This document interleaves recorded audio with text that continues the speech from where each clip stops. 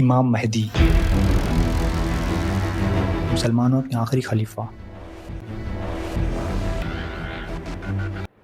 آج دنیا کے ہر مسلمان اس انتظار میں ہے کہ امام مہدی آئے اور امت مسلمہ کی خلافت قائم کرے تاکہ مسلمان پوری دنیا پہ حکومت کر سکے۔ لیکن ہر کوئی یہ جاننا چاہتا ہے کہ امام مہدی آئیں گے کب؟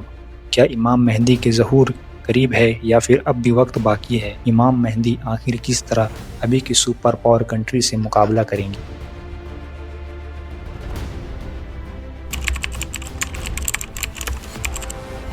اللہ تعالیٰ نے آج سے کروڑوں سال پہلے اس دنیا کو بنایا اور اس دنیا میں کئی سارے قوموں کو آباد کیا اور پھر اس دنیا کو ختم کرنے کا وقت بھی فکس کر دیا۔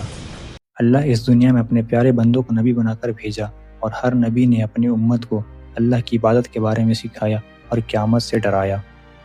قیامت سے پہلے کی بہت ساری نشانیاں ہیں جس میں سے ایک بڑی نشانی امام مہدی کا ظاہر ہونا۔ امام مہدی کون ہے؟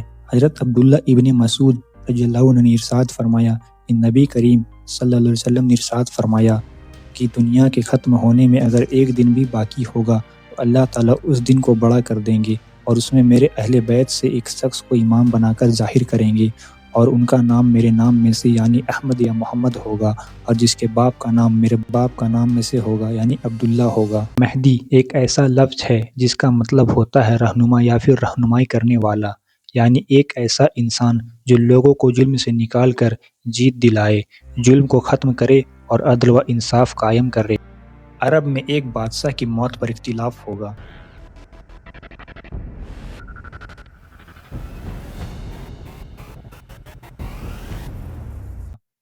اہل مدینہ سے ایک شخص نکل کر اہل مکہ چلے جائیں گے۔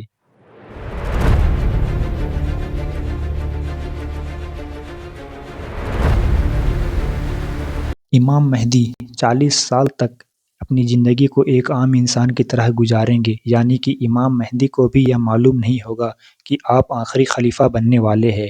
40 سال کے بعد وہ رات آئے گی کہ اللہ تعالیٰ الہام فرمائیں گے۔ اہل مدینہ سے ایک شخص نکل کر اہل مکہ چلے جائیں گے۔ اہل مکہ والے انہیں پہچان کر امامت کے لاگے کھڑا کریں گے، جبکہ امام مہدی اس چیز کو بالکل ناپسند کریں گے۔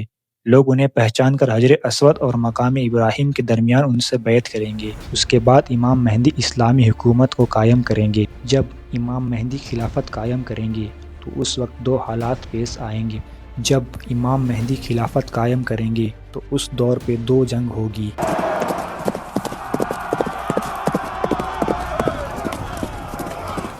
ملک شام سے ایک لشکر اٹھے گا جو مدینہ اور مکہ کے درمیان دھسا دیا جائے گا۔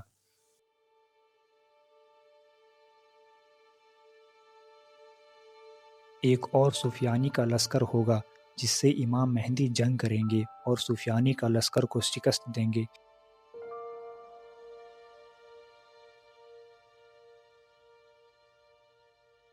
اس کے بعد ایک اور لشکر اٹھے گا جو خراسان سے ہوگا، جو امام مہدی کی نصرت اور تائید کرے گا اور امام مہدی کے لشکر میں شامل ہو جائے گا۔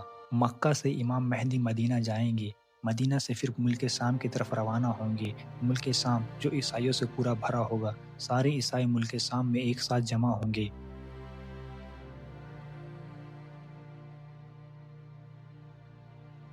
یہ وہ جگہ ہوگی جہاں پہ بہت زیادہ خون ریزی ہوگی اور مسلمانوں کا جانی نقصان بہت زیادہ ہوگا۔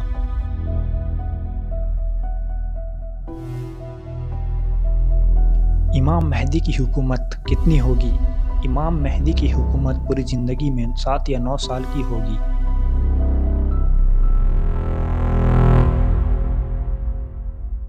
اور ان 7 یا 9 سالوں میں امام مہدی پوری دنیا میں امن و انصاف قائم کر دیں گے۔ پوری دنیا میں مال غنیمت بانٹا جائے گا۔ لوگ دیکھیں گے کہ ابدال اور اہل عراق کی جماعت امام مہدی کے پاس آ کر بیعت کرے گی۔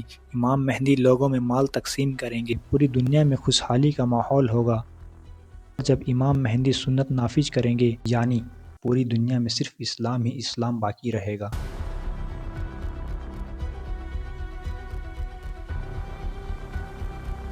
اور پھر وہ وقت آئے گا کہ جب ان 7 سال کی حکومت کے بعد امام مہدی کا وفات ہوگا۔ اب اس کے بعد آخری سوال، امام مہدی کے وفات کے بعد دنیا کا حال کیا ہوگا؟